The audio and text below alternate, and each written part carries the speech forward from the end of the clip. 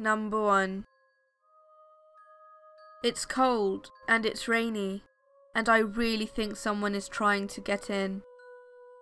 I want to believe it's just my imagination, but I can see the back doorknob starting to turn. I glance at my knives, and I think about my gun upstairs. With the increasing number of break-ins recently, I had to purchase one, but I grab my car keys off the kitchen counter and I run outside, not stopping to get my coat or my cell phone. My only thought is survival, getting away. I know I can make it. I am not a victim. I repeat this to myself over and over. I feel the tears running down my battered face while I'm lying broken and bruised in the trunk of my own vehicle. As I go over the different ways this evening's events could have gone, I wish I had done just that, instead of staying to fight. Number 2. The first thing that set in was the panic. I tried to open my eyes, but they felt sealed shut. As much as I struggled, nothing seemed to work.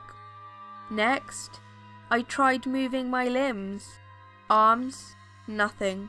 Not even a twitch. The legs followed suit, as did the head. I couldn't move a muscle. I was blind and motionless, but I could hear just fine. The clanking of metal drowned almost everything I could hear, but the dreadful chilling noise of the slicing of flesh was maddening. Next, I felt it. Piercing pain, worse than I've ever felt in my life. I wanted to scream, but my mouth just wouldn't budge. I felt blades cutting deep into my chest, bringing searing pain with it.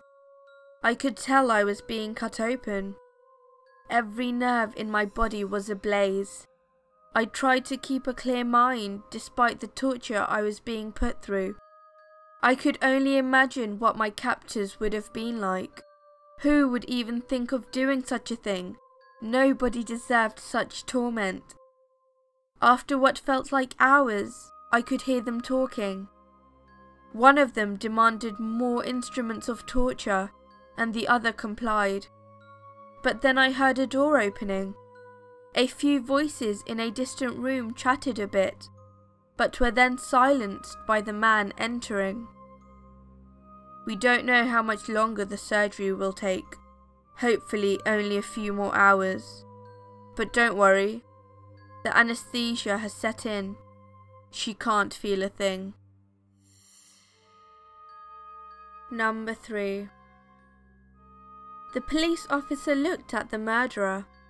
Her silence was maddening, to say the least.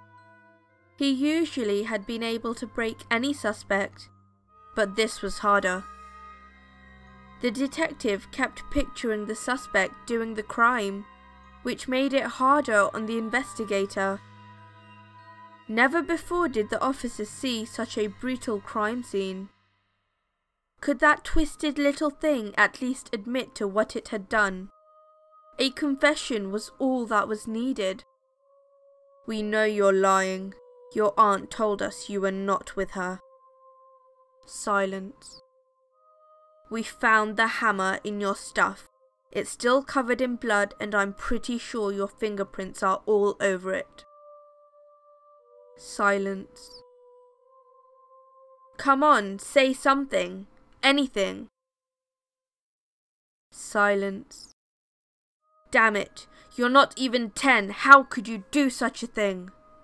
Silence. Number 4. I never intended to murder people. The first time was an accident. I was walking downtown seeing a woman being assaulted, so I pushed the guy away and punched him. He fell and cracked his head off the curb, dead. I didn't stay around, but the news sure let loose on the story. It felt great. I began to enjoy it.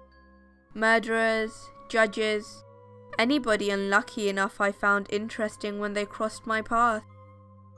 Even now, as I stand over my next victim, blood begins to well in his mouth. Punctured lungs were easy when they didn't see the knife and freak out. His large eyes brimming with tears, almost silently pleading with mine. Yet the same feeling of exhilaration coursed through me, like that first time, all those lonely, bloody years ago. As I slit his throat and began to dispose of the body, I pondered. Some people in this world are junkies. Food, adrenaline, you name it. Mine was just the simple glory of murder. Number 5. Tonight was a tad bit warmer than usual. I kicked my blankets off of me, but began shivering. So, to solve the matter, I pulled my blankets back on and stuck a foot out. I soon fell asleep, comfortable and happy, until something tickled the bottom of my foot. Hello everyone, this was day 11 of Shaf-Tober and I hope you enjoyed it.